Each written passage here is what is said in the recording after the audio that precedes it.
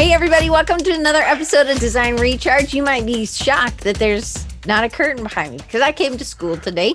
And so we're doing it back in the normal place. And I was noticing that it was so bright because they have just tons of windows here. So it's really bright. I'm very thankful. It's nice to be back in this space. It's always cold here, so I might have to put my jacket on. But I'm really excited to have my friend Erik Korem here. And Erik is a new friend, but we've really connected. And I love what he's doing. And when he told me what he was doing, I was like, oh my goodness, this is stuff that people need to know about. And as our last week of what we celebrate at Design Recharge as Mental Health Month, I thought this was a great way to kind of close it out. Because again, we've talked with Mario, who you're also friends with. We've talked with Kostas. We've talked with Ash. And today we're talking to you. And I'm really excited about what you're going to tell us about how we can, because really you called it stress and how to thrive. And boy, have I felt stressed. But you give us a little bit of your background, because you've had a kind of different career path. All right. Well, I hope my deck design lives up to the community that I'm talking with today, but I'm really excited to be here. So yeah, my background's a little bit different. I've spent the past 16 years working in collegiate and professional sport as a high performance director, sports science coordinator, and I've helped pioneer what's called athlete tracking technology in America. So like these athletes now you may see on TV, like in the Super Bowl coming up, if you ever seen them running around like, oh, so-and-so ran this fast. Like I brought that stuff to the United States about 10 years ago. And my doctoral work was in how sleep impacts the brain's ability to adapt to stress. So spent a lot of time helping elite athletes learn how to thrive under pressure. One of the athletes I worked for a very long time, you see over on the right, her name is Veronica Campbell-Brown. She's an 8-time Olympic medalist, 3-time Olympic gold medalist, one of 2 women in the history of the Olympics to win the gold medal in the 200 meters twice.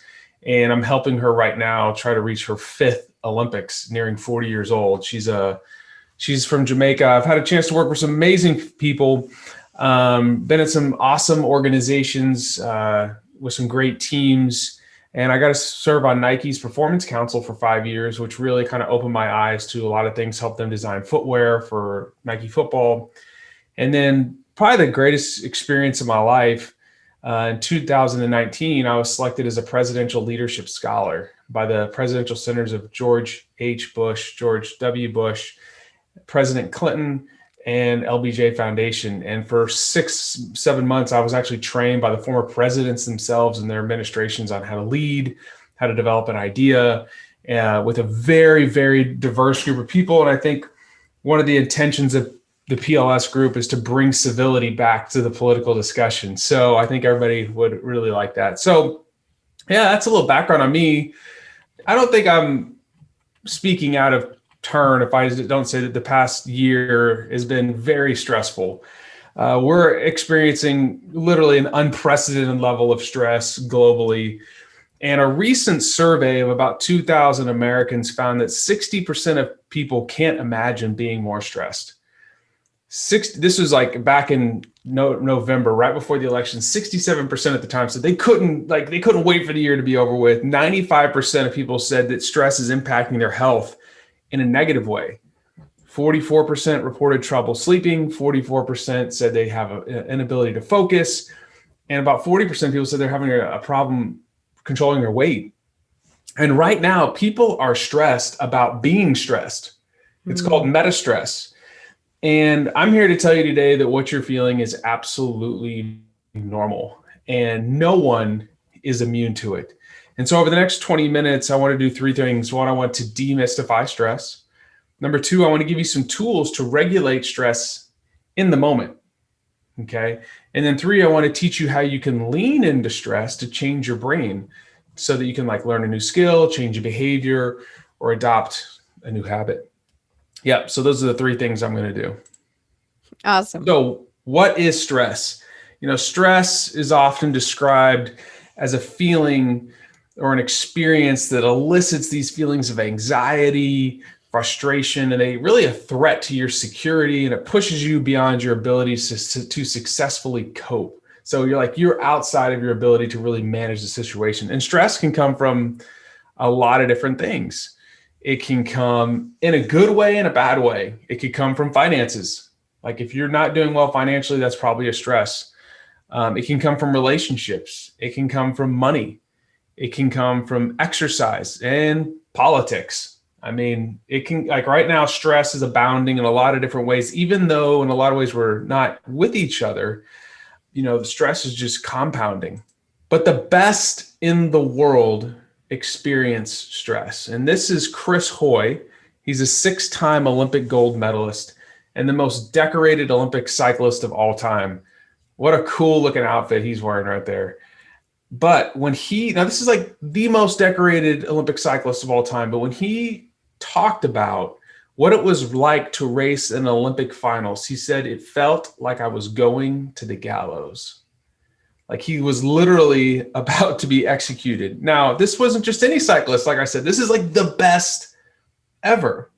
And there's a myth that champions never experience uncomfortable thoughts or feelings. If the outcome of a future event is uncertain, you should expect to feel uncomfortable. Mm-hmm. Think about COVID right now. Like the outcome of this, when am I going to get a shot? Should I get a shot?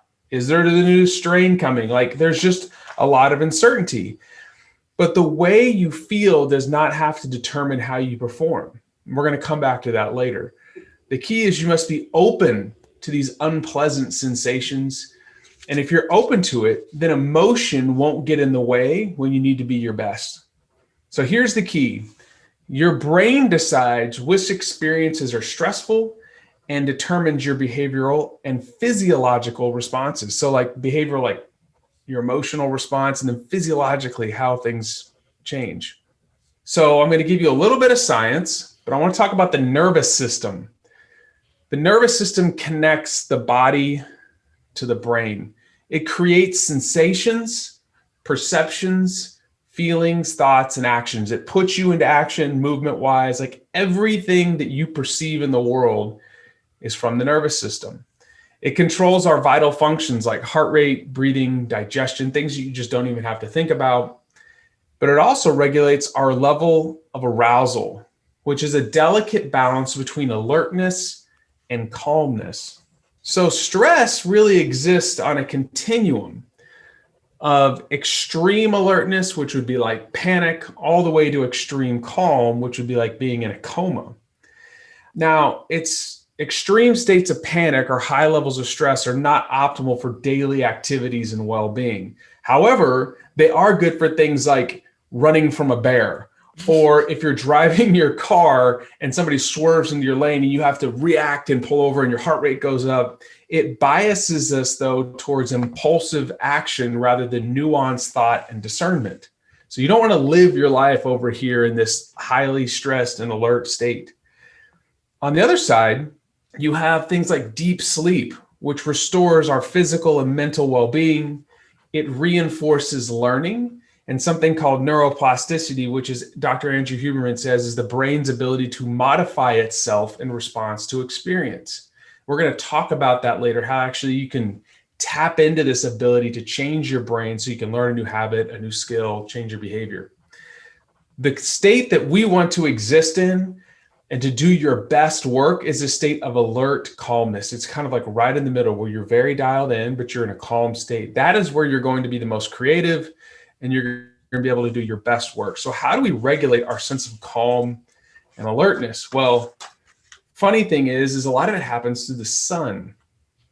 New neuroscience research is showing that our relationship to the sun and when we get exposed to the sun helps regulate different hormones. So every day we ascend and descend upon this continuum of alertness and calmness. When you wake up in the morning, there's a hormone called cortisol. I don't know if you've ever heard of it. People call it the stress hormone, and it's high, and that is good because it's what wakes you up. And as the day goes on, cortisol should fall. As the evening goes on, something called melatonin should rise, and melatonin is a sleepy hormone. But this process of cortisol going down and melatonin going up is driven by the quality and the timing of our exposure to light. So viewing sunlight early in the day, specifically when it's low on the horizon, like a low solar angle, so like when it's coming up more specifically, wakes up this nervous system and helps with hormone regulations and sets you up for good control of calmness and alertness. So we're going to talk about something you can do here in a minute for that, but it also fills up. You ever heard of dopamine? Mm-hmm. Yeah. So like Instagram and all these things, they try to tap into these dopamine things. Oh, I get a like, I get this big hit. Well, dopamine is not only a reward center, but it is a neuromodulator that helps us persist in the face of very difficult goals.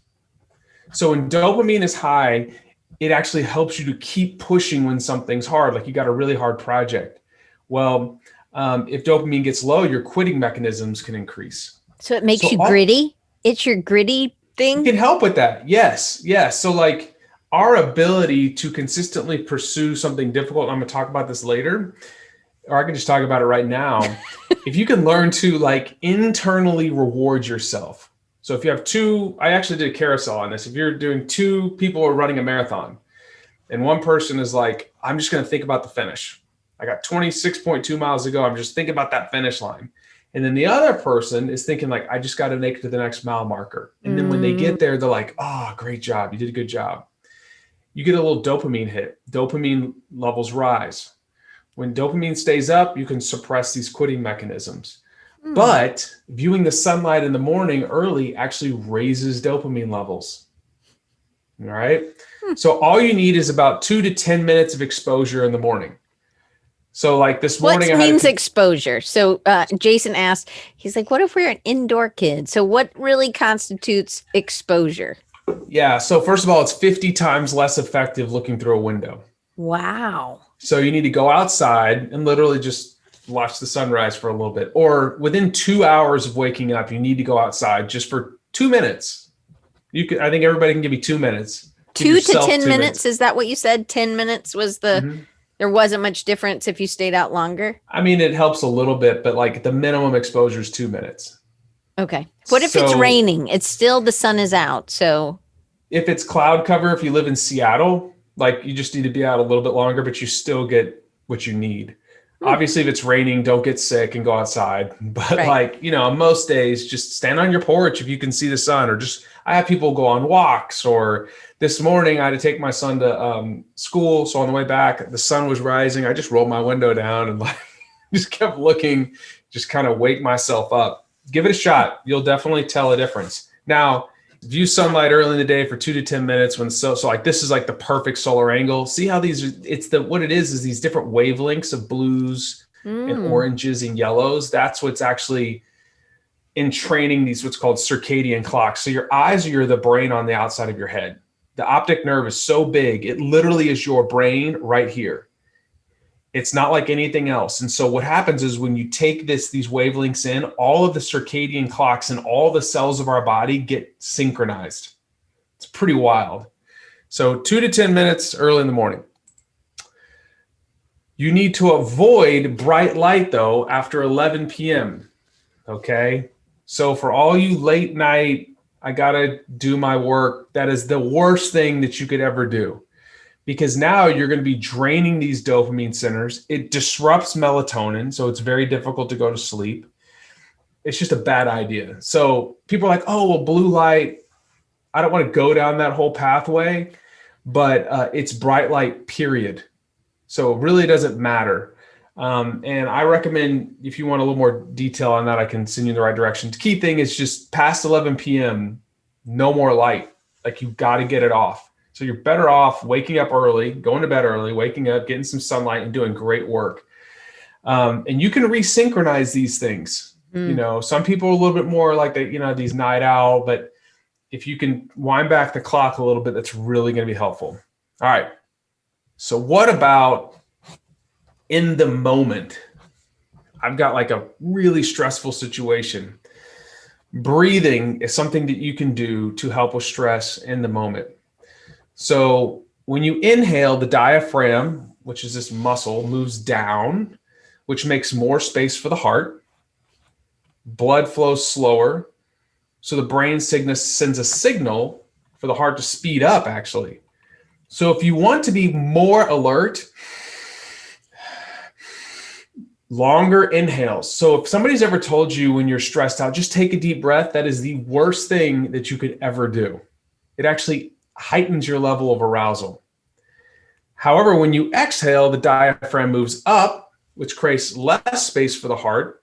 Blood flows a little bit faster, so the brain sends a signal to slow it down.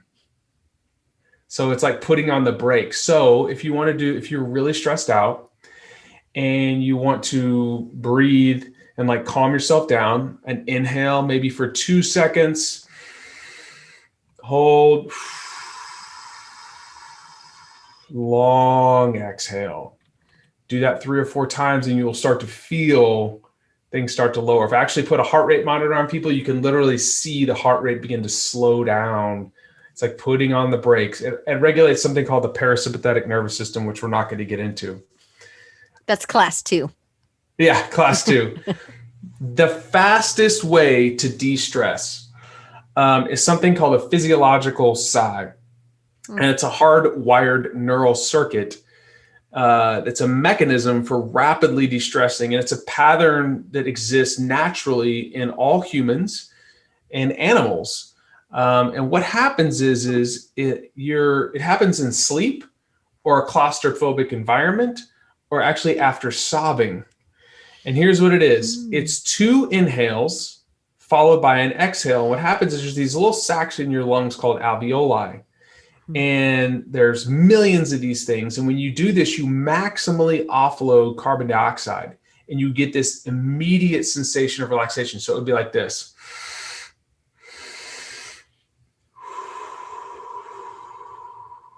If you do that 3 or 4 times, inhale through the nose.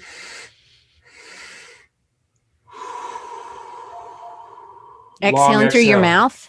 Exhale through your mouth, just a long exhale. 2 inhales through your nose, followed by a long exhale. I'm just telling you, it is in the moment, if you feel overly stressed. So if I go into a situation where I feel like I'm getting anxious, I do this like right before it happens, and it just calms me right down.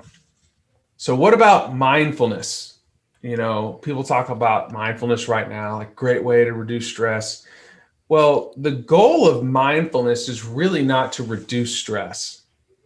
The goal of mindfulness is to control your attention. Remember that guy, Chris Hoy? His actual name is Sir Chris Hoy. He was knighted. And the guy that said he felt like he was going to the gallows when he was competing for an Olympic competition. Mm-hmm. This is what he did. He said when he would feel this like, I'm going to die sensation, he would grip the steering wheel on his bike. He would feel his feet in the pedals in the clips. So what he was doing is he was taking control of his attention and shifting it to where he wanted it to be, when he wanted it to be there. Attention, as Dr. Peter Haberl says, is the currency of performance. Okay. It is like what mindfulness teaches us to do is to take control of our attention and to place it where we want it, when we want it there. So you literally can aim your attention, because your mind is a thought and emotion producing factory. And when you do mindfulness, it trains you, like thoughts are going to come up, emotions are going to come up, and you learn to acknowledge them and then to shift your attention where you want it. As a byproduct, yes, it does help with stress. But we all have this, I call it the inner monologue. You start chasing rabbits down a rabbit hole, and next thing you know, like, where did the last 20 minutes go? With mindfulness, you can train yourself to be alert to these situations and then go, you know what? I'm going to deal with that later. I'm going to shift my attention here. So the key is in like crucible situations or in a stressful situation is you must be open to unpleasant sensations. And if you're open to it, then emotion won't get in the way of you performing. And mindfulness is a great way to train that. So there's apps out there like Insight Timer that's free. Headspace and Calm, they cost. If you own an Apple Watch, they actually have something called the Breathe app on there, which is essentially just mindful breathing. If you go out for longer durations, 4 or 5 minutes, and you just focus on the breath, you can get the same benefit. But Insight Timer is a really good one. Can I ask you a question about unpleasant situations, or do you want to keep going and I can? No, you interject. Okay, so Like, is it anything that's unpleasant, or it's just like, I'm nervous about this? Say you're presenting to investors, or Mhm. you're having to go in for like a test, like a MRI or something. And so it's going to be unpleasant situation, especially if you don't like small spaces and you didn't get the non-donut MRI machine or something, right? So you just know, you tell yourself this is only going to last 30 minutes. I can just get minute by. I mean, what do you mean? Can you define, like, or give me some Yeah. examples, or are those okay? Yeah, those are great. I mean, like, let's say you're going in for a client, you're doing an interview, or somebody's interviewing for a prospective job, and it's Mm-hmm. a really big job, and you're like, wow, this could be like a big deal. So you're starting to feel this like anxiety, these butterflies in your stomach. What you could do is, if you trained your mind with mindfulness, is that you go, okay, you're going to be able to recognize that I have these unpleasant sensations, but you're going to be able to go, okay, now I'm going to shift my attention to something that I can control, which is listening intently to what they're asking. Or if Mm. I'm doing a pitch, it's the words, the first 2 or 3 words that I'm supposed to be saying. And you can put your attention where you need it to be so that you can take action. Instead of being lost in your thought, you're not listening to what they're saying, and then you're unable to execute. If you haven't, like, let's say you had a fight with your significant other, but you've got this thing you have to do. Being able to go, okay, this is there. I'm not suppressing it. I'm acknowledging that this is here, but I'm going to shift my attention deliberately to what I have to do right now. Do you remember that movie, The Perfect Game, with Kevin Costner? Do you remember that movie? God, that sounds familiar. Anyway, he's pitching, he's a football player. Nope. He's a baseball player and he's a pitcher, Yeah. and he's older, and this was like probably one of his last seasons or whatever, and it's a whole love story with the rest of the movie. They have to have some Yeah. romance in there. The clearing mechanism when Yeah, the everything goes away. clear the mechanism, and it's all Mhm. this, it's all those other inputs that are coming in, all the people Mhm. that are yelling. And I think about, like, with COVID and sports right now, sometimes we're so heightened on if we're not playing any sports, but like now it's like clear the mechanism. There is nobody's in the stadium, so he's able probably to pitch better. But like when we're in that interview situation, we might be picking up on other people's body language, and it might not be about us, and so we kind of have to just Mhm. focus on why we're here. Is that maybe an example? Yes. You would focus on the action that needs to be taken. So Okay. he cleared the mechanism, or used his clearing mechanism, so he could throw the pitch. Yeah. The whole point of that, like, even now, like, you better believe that these athletes still experience stress, because for most of them, what most people, just coming from that world, what most people don't realize is most of the guys on that roster, like, let's just take football, for instance, every week is a job interview. Outside of like the top part of the roster, everybody else is tradable, and they're getting traded every week. People don't know this. So there's a lot of stress and anxiety. But yeah, it doesn't matter whether you're a teacher, a mom, that's like, I got something to do, but I got my kids, like me right Mm-hmm. now, I'm at the house and I got my kids downstairs. And before I had to come up here, I'm like trying to get my son settled so he can have his lunch. I'm like, don't come in unless it's an emergency, yeah, but I could be thinking about all that right now. But Mm-hmm. instead I'm like here present. I have my notes. I have you. I'm paying attention to how you're responding. So yeah, I could perceive this as stress, and it's okay to be a little, Veronica, the Olympic champion I work with, she's like, if I don't feel a little anxious, something's wrong. And I know I'm not going to race well. So those feelings aren't bad. It's just where you place your attention. Joey asked about if you have any thoughts on the Wim Hof method. Do you know that? Yeah. I mean, I haven't read deeply into it, but it's a way of breathing to regulate autonomic control, it's basically regulating your level of arousal. People get into cold water. A lot of these people you see right now, they get really cold water. And what they're trying to do is they're using specific breathing techniques to resist and to persist in this very cold, unpleasant situation. And there's some really good stuff about that.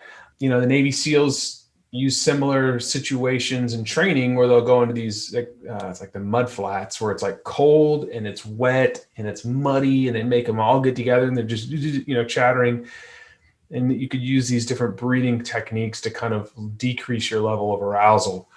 One more question. So Dee asked why we aren't teaching this in grade school. And I was wondering if you teach your kids this. Yeah, that's a great question. Right. I mean, it depends on what's happening in their life. Hopefully, my kids are 9, 4, and 8 months old. So the 4-year-old, 5-year-old, 9, 5, when the timing's right, I will.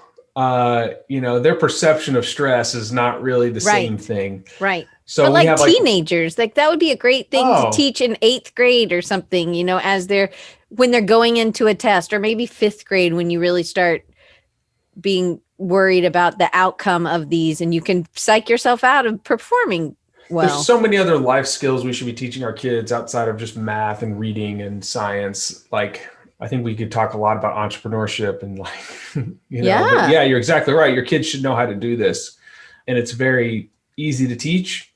And, things like prayer have very similar effects, but so I 100% agree with that. I wanted to throw exercise in here because it builds physical and psychological resilience. People that exercise and push themselves hard also have, there's a little bit of spillover into just global optimism and mental toughness. I will tell you this, that mental toughness is very task specific. So you can't be tough to everything. For instance, we'll just take our community here. Let's say we have people like, oh, Navy SEALs, they're real tough. They are at doing what they have to do. But let's say I took a Navy SEAL and I put him in a design class. And I said, you have 30 minutes to design X, Y, and Z and present to 200 people in this class. Do you think they're going to have a stress response? Probably. Absolutely.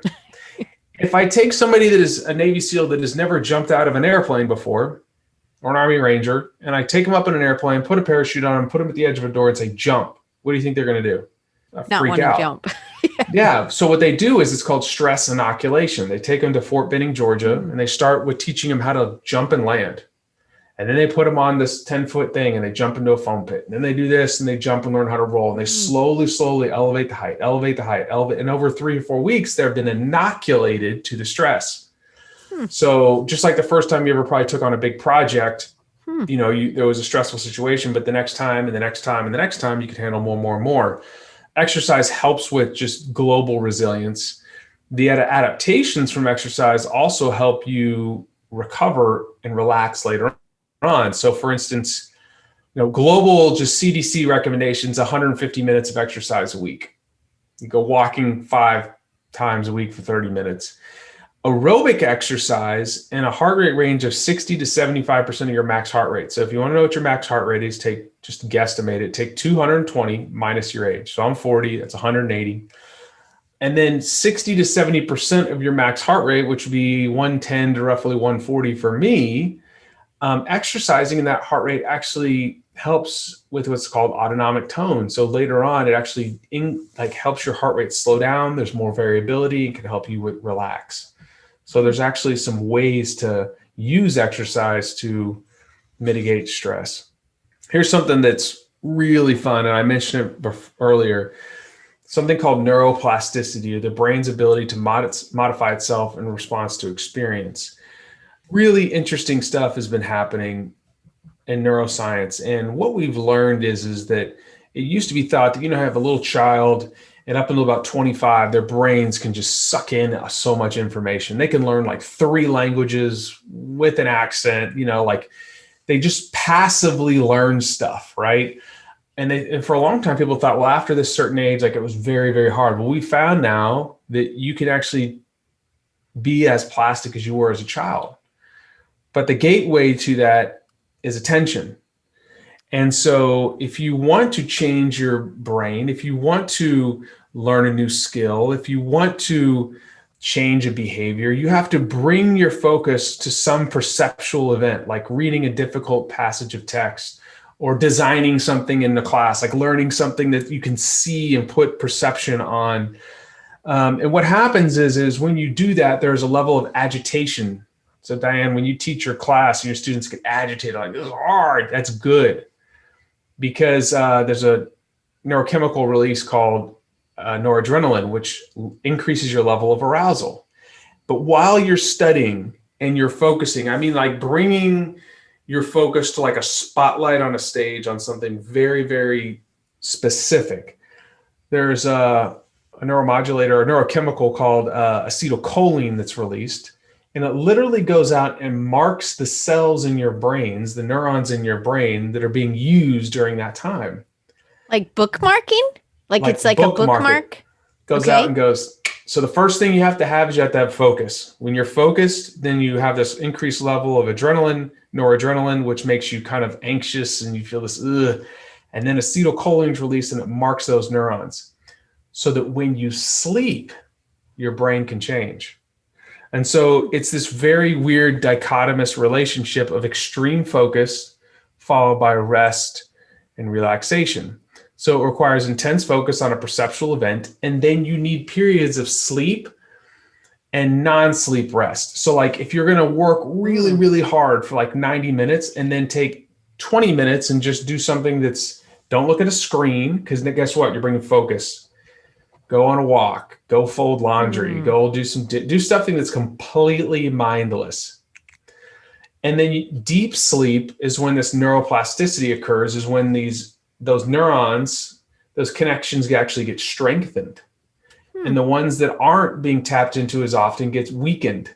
It's very interesting, or else your brain like a muscle. Yes.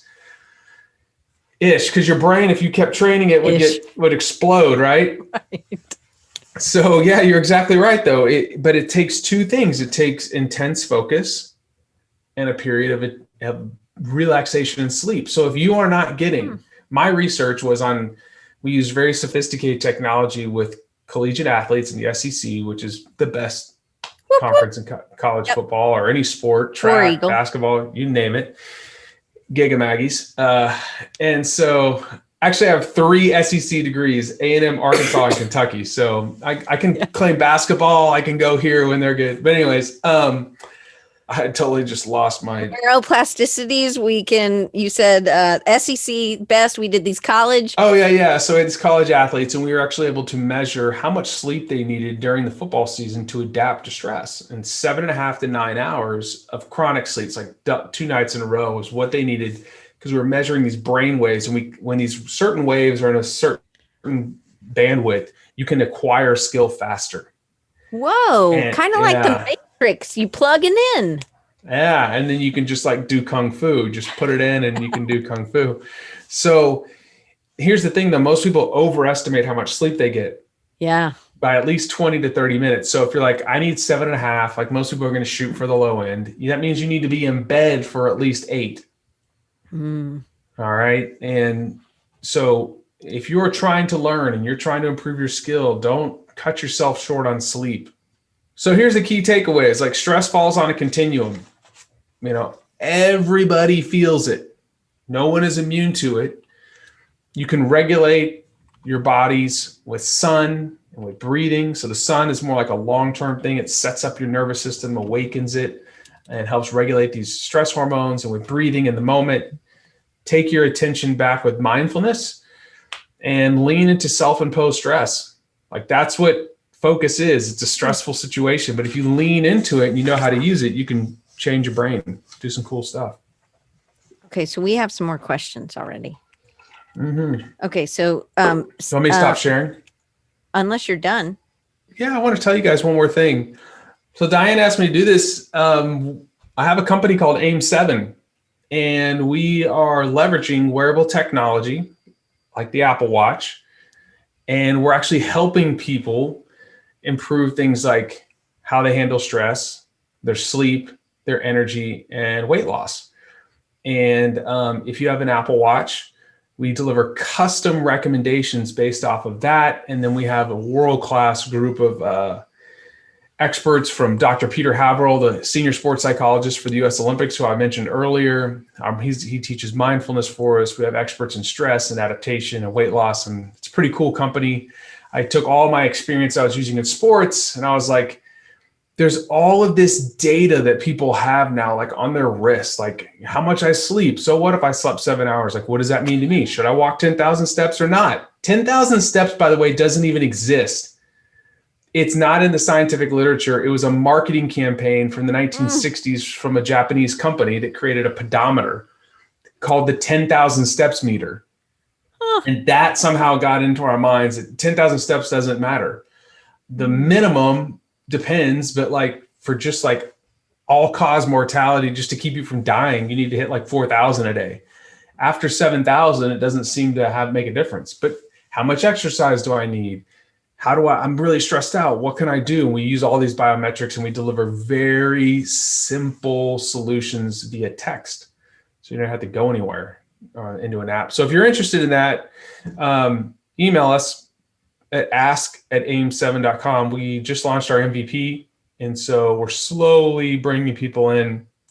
It's a really cool situation. If you want to follow me on Instagram at Erik Korem, one word.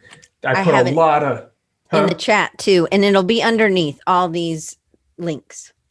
Cool. So like if you want to hit me up on an email if you need something, but I put a lot of stuff on Instagram about these things and like carousel form and video and other things. So you can use that as a resource if you want. Okay. So let me ask you a couple questions. Look, I filled up my sheet. And that's just the back. I was also doing stuff on the front. So I was like, it's not enough space. I needed the whole back. So Jason has a question, and I don't know if I've ever told you, but I have ADHD, as maybe lots of other people are. And for those of us who have ADHD, how do you recommend finding focus under stress to be able to process the information we're learning? Great question. First of all, I think I'm not a psychiatrist, so I don't want to speak outside of my expertise. But one pattern I've noticed with people with ADD or ADHD is they need more stimulation. Mm-hmm. Like if they were in a room like mine right now that's completely white, like they'd probably go insane. And so like you need to provide yourself with an environment that's more stimulating, first of all. And anybody that says you can't multitask is lying. Now, your ability to really, like, if you want to change your brain through plasticity, you want to bring your attention to one thing. But like, if you couldn't multitask, you couldn't drive and listen to a podcast at the same time. Right. Yeah. So it is possible, but the quality and level of your attention can degrade. I think that number one, getting restful and fulfilling sleep sets your brain up for being able to handle stress and being able to focus. Literature is very strong that it improves cognitive abilities, mood appropriate behaviors. You're a better teammate. You can better recognize somebody else's mood. So if you're cranky and your teammate, you're like, the person you work with is like, man, this person's a jerk. Maybe just because you didn't get enough sleep. So that is like the first thing. And if you have a hard time, if you have bad sleep patterns, start with the sunlight exposure and start setting yourself up and do that. And so just make a habit out of it. You drink a cup of coffee in the morning, like make your coffee, walk outside. If you have to put a jacket on, so be it. And just go get yourself 2 minutes. It'll be amazing how I think you'll feel. Is it better, more body exposure? It's your eyes. It's your eyes that need to be exposed. Okay. So I don't know why you said about the jacket. If it's freezing outside. Oh. That's where I was like, do we need to be naked going outside? No. If it's like New York, go put your jacket on and then be able to do that. Yeah. Okay.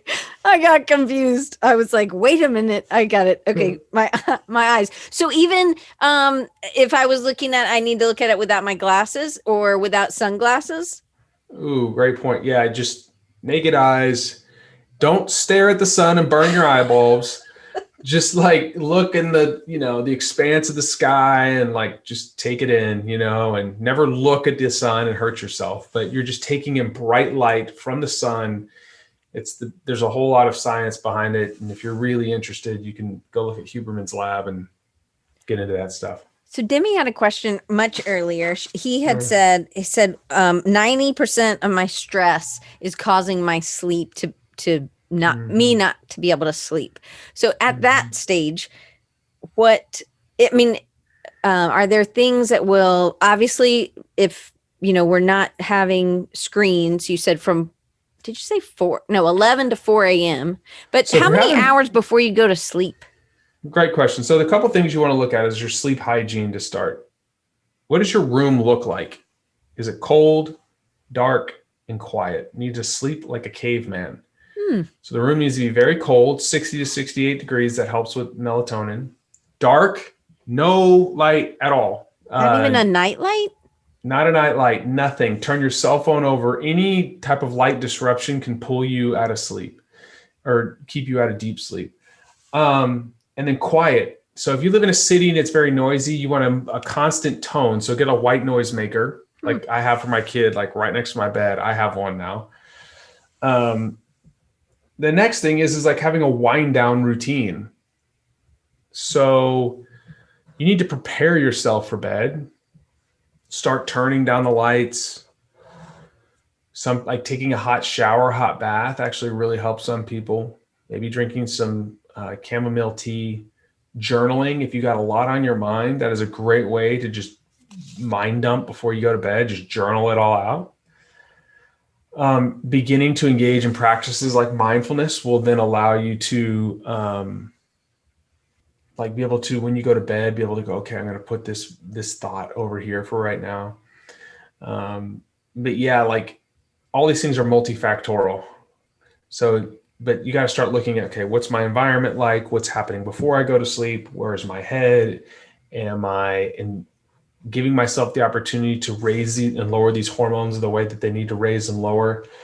And then, then you also, without going too deep down this rabbit hole, is what is the source of the stress? There are certain things that you can handle yourself. Sometimes needing a counselor for other things, but like if it's a financial thing, maybe there's a way to work through that. Meanwhile, you're creating a robustness or an ability to adapt and be more resilient along the way so that you can get restful sleep. I know there were other questions. So Fabio asked, can you dismiss and abuse these tips if you're a rock solid sleeper? What do you mean by dismiss and abuse? Like if you're a rock solid sleeper, that's great. But that might not be getting you to deep sleep. And deep sleep's where that neuroplasticity happens. Yeah, I mean, if you feel when you wake up in the morning, if you feel like I am ready, like you are flying out of bed and you have amazing attention, then maybe everything's right. I would still try to get the sunlight exposure early in the day because what you think is great may not be your optimal. So it's like even with an athlete that I work with that may be an NFL player, could they be an all-pro? The NFL is like the top 1%. Could you be a top 0.01%? What is your best? Have you even gotten close to it yet? Have you tapped into your ability to be an elite performer or whatever you do? Maybe not. So everybody can get better. That's where he said that's where he was headed. He was just feeding it to you. Okay. Yeah. Thank you. I love Fabio. Served it up. Yeah, that's right. Feed him those questions, Fabio. Did y'all talk before this? I know. So what made you want to bring this high performance to the people who are who are not athletes? Why? What made you make that connection? Or that's a great question. Started with my sister. She was experiencing extreme exhaustion and fatigue, and she had like rashes and this all horrible. Like if I showed you a picture, you'd be like, oh my gosh. And she reached out to me. She's like, Erik, I need help. And she was already seeing a nutritional practitioner and all these other things. And so I sent her this really sophisticated technology to see how she was adapting to stress I was using with athletes at the time. Come to find out she was waking up in the morning with a resting heart rate of over 100 beats a minute. And I knew exactly the patterns I was seeing. So I was able to create these therapeutic exercise programs to shift her from a state of stress to relaxation and like really help change her life. And then I'm thinking, okay, I've helped solve this problem in sports, but like, there's got to be a lot of people like Carrie out there, my sister, who could use help. And then like with my expertise in wearable technology, I was like, the solution is like maybe sitting on their wrist. So I started doing research and I found an article in Forbes magazine from a report of 150, 60,000 people where they said, essentially the number one complaint about wearable tech is the data was useless. Like, so what? Like, what do I do with this? Mm-hmm. And so I started doing my own surveys, and I found that people said the same thing. The data just wasn't useful. And then the next thing was like, I was like, what do people want? And so I did a bunch of surveys myself, and 120 something people. And it was that they wanted to improve their energy level. Yeah. It was the number one response. And so I ran a pilot with a friend at the University of Iowa, and we were actually able to predict people's energy and mood states 2 days in advance using Apple Watch data. And so that's where AIM-7 came from. So it was kind of this, I've done this here. Does this problem exist there? Yes, it does. What do people want? And it just kind of walked me down the path. So in August, I left a 16-year career in elite sport and quit on my birthday to build this company. So yeah, everybody should be able to be their best. And it shouldn't be only for those. With the democratization of technology, I want to flatten the playing field. Like, everybody should have access to being their best self. And most of these products out there don't deliver on it. They just give you data. And I don't think it's right. I totally agree. And so you're the reason I bought the watch. So I was like, I don't have that. And you're like, well, at some point it'll be able to connect with other technologies. Do you have anything else? And I was like, no, I have nothing. He's like, well, how's your sleep?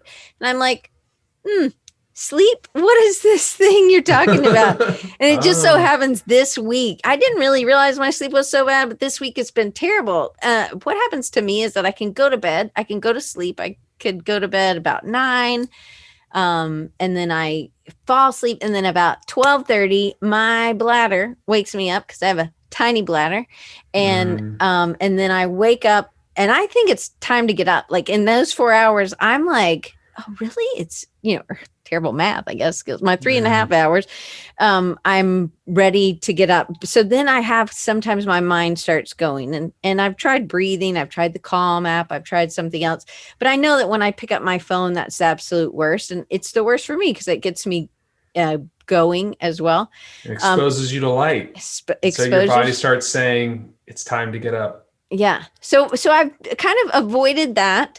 But sometimes I'll just lay in the bed. Like yesterday, I laid in the bed. This morning, I laid in the bed for an hour. Yesterday, I just got up. But I also have this cat problem. Anyway, that's a whole nother issue. But so when I get up, I don't want to step on a cat, so I have a nightlight in the bathroom that I can see. I mean, it doesn't cast a lot of light, but maybe that's another issue. I need a lower light or something. But it's that I still have pretty good energy for somebody but my sleep has been terrible. Like, I got my Apple Watch last week. I texted you. I'm like, I got it. And did you enable sleep on your watch? I did. I had to get an app, but I wasn't sure. Anyway, I figured I'd ask you today. But anyway, so I got this thing called Auto Sleep. And so it's tracking. And it was, I got one night where I had like almost 5 hours of deep sleep. And then the next 2 days, all I got was 4 hours of sleep. And it's all been like, I'm in like deep sleep deficit, terrible. Like, well, offline, I'll have to, first of all, we need to, I'll just tell you right now, real quick, if you go to your Apple phone, your iPhone, and then you see the Apple Watch on there. Yes. Go in there. Scroll down to where it says sleep. Yes. And then turn on automatically. Like, turn it all on. It's alphabetical. Sleep. Turn on automatically. Okay. What does that do? Now it'll start tracking sleep on your watch. But it was tracking sleep on my watch through that other app. I guess I didn't need to buy that. Apple in their health kit is now tracking it. Oh, so cool. when we get you into AIM-7, I'll be able to get all that data. Okay. And then you're able to tell me. So we talked about when we first talked, I think the first time we met, you were like, oh, well, you have different patterns. And I know that I have different patterns. This pattern at this time of day is usually like, I'd like to take a nap. So because I can't take a nap. Well, I can't take a nap when I'm at school. Why not? 15 minutes. I don't want to take a nap. Lay on the floor. Listen, I have. Stop. We need to stop the nap hating. No, I know. I believe in naps normally. But just go bring a ratty pillow, and Jason, I like you even more. 15 to 20-minute nap improves cognitive performance, look, that's a circadian dip. That is when you are naturally supposed to feel that way. That's why in the rest of the world, they have what's called a siesta. Right. So why don't we get a little more multicultural and take a 15-minute nap? Okay, but that's not really a nap for me. I mean, I can't really sleep in that amount of time. You don't have to sleep. Okay. Yes. Just close your eyes and relax. Okay, that's another one I have a trouble with, that R word. But so normally I do something like this. So it gets my energy because I'm with other people and that engages me. But I mean, I do take naps. My friend Dustin, he takes like an hour and a half nap every day. And he's like, it's like you get 2 mornings. It's great. So it's good to know. I'll make sure that he knows that this is a really good thing. But so in that tracker on my phone now, and that's through my watch, will it know when I'm going to sleep? I don't have to say, hey, I'm going to sleep. Nope. Huh. It's through actigraphy data. That's a whole nother conversation for another day. So Paul says, is midday meditation work the same just to calm the mind? Yeah. And there's something actually called yoga nidra. I haven't done a lot of research on it myself, but they're finding some very promising things where it can like mimic some of the activities of sleep. You can go to YouTube and like find these yoga nidra scripts, and they're studying these in neuroscience labs where it helps. But yeah, it's not complete relaxation because you are focusing on something, but for some people it does give them a sense of like, oh man, I wake up and I feel really good after I'm doing that. So Mark has a question that I asked you also, and I know we're out of time, so I want to ask this last question. Mark said, if I sleep with my Apple Watch, there's no way I can wear it the next day without charging it. And you know what Erik told me? And now Mark walks around and does a lot of things, but at some point, maybe when you're driving or something, he said when you're at your desk and you know you're going to be at your desk it only needs an hour, I think, to charge, that's when you put your thing because you're not going to be moving anyway, right? Yeah. Yeah, that's what I do. I have my charger on my desk, and that's what we tell folks to do is like when you're the least active, take it off. First thing in the morning, I go, after whatever I go to work, take it off, put it on. When it's charged, put it back on, and then I can wear it the rest of the day. I set an alarm to do it at 11 because I either am in class or I'm about to have a call. So I pretty much have that 11 to 12 hour taken up. So I thought that was really good. Well, we didn't have time to answer all the rest. I guess we'll have to have Erik on for Erik 102 sleep. And but it's just really interesting. I do really think that breathing techniques, that as stress techniques, I think it's good to know that even these amazing athletes have this stressful situation that they might be nervous, that it makes us feel more human. But again, that's why I think we don't think that they're stressed at all. They're like, they love this stuff, but they might also be just like we are. And there's performance stress. There's everything that we are doing. They are thinking also. I always think it's nice because then we're not siloed. So maybe they don't have it all together either. So what's next for you? So AIM 7 is focus, and how do people, besides just emailing you at ask@aim7.com, or how else? Because I think you have an email newsletter. They can also follow you on Instagram.